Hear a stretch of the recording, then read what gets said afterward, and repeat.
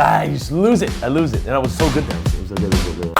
Good morning, Minneapolis. My name is Toussaint Morrison, your host for Good Morning Minneapolis for On-Site Public Media. Today is Friday, September 11th, 2020. Welcome to the show. In obvious news, the earth rotates around the sun, and it's a perfectly good day to arrest Breonna Taylor's killers. All right, national news. We have a forest fire that was ignited by, yep, you guessed it, a gender reveal party. A couple from El Dorado, California held a gender reveal party with pyrotechnic devices, and when they went off, they set fire to 4-foot-tall grass. Water bottles were of no use to put them out, and the next thing you know, 7,300 acres of land were burned, with only 7% of that land and fire being under control. Charges are being withheld until the fire is put out, and it's important to note that this isn't the first gender reveal party that's caused a forest fire. In 2017, a 48,000 forest fire was caused from Green Valley, Arizona to the Coronado National Forest, all by way of a gender reveal party. Also, it's important to note that gender is a human social construct, and, well, gender reveal parties are a competitive spectacle that could result in your adult child looking back on it and saying, but why? Speaking of fire, if you can't take the heat, then get out of the 3rd precinct and move on down to Seward neighborhood. You heard it right. After George Floyd, a black man who was minding his own business and going about his day, was murdered by the Minneapolis Police Department. Yes, media, we said it. Murder. The Minneapolis Police Department's 3rd precinct was burned from the inside out by civil unrests.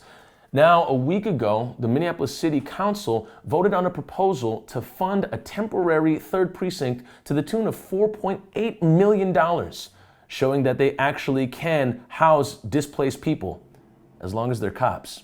That 3rd precinct is being planned to be placed in none other than the Seward neighborhood, which is already planning to hold a block party to block the 3rd precinct next Wednesday. Seward neighborhood, a neighborhood on the fringe of strange hippie gentrification, implant college students, and people that, well, don't really care for gentrification. Sounds like a police department is the one thing that's going to bring everybody together in joyous ceremony. Yeah. Speaking of joyous ceremonies, it was just a few months ago that droves of white people sat on a hill at Powderhorn Park and listened to the Minneapolis City Council sing they were going to defund the police. Well, today, the Minneapolis City Council will vote on that proposal to fund the temporary 3rd precinct to the tune of $4.8 million. You know, the funny thing about saying that you're going to take somebody's money and then giving them more is,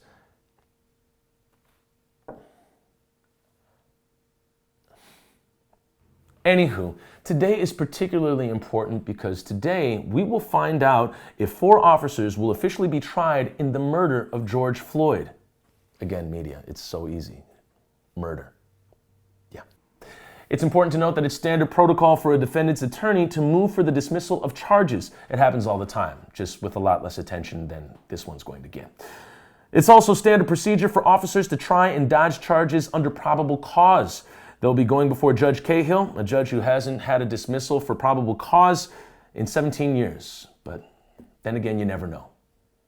In other news, George Floyd Square is looking for BIPOC youth that are interested in conservation or gardening. And they're also looking for a BIPOC youth muralist. So if you fit any of those categories, bop on down to George Floyd Square at 8 a.m. or 7 p.m. for one of the community meetings. All right, that'll do us for today, Friday, September 11, 2020. This has been Good Morning Minneapolis from On-Site Public Media. I'm your host, Toussaint Morrison. As you notice behind me, it is nighttime because we record these the day before.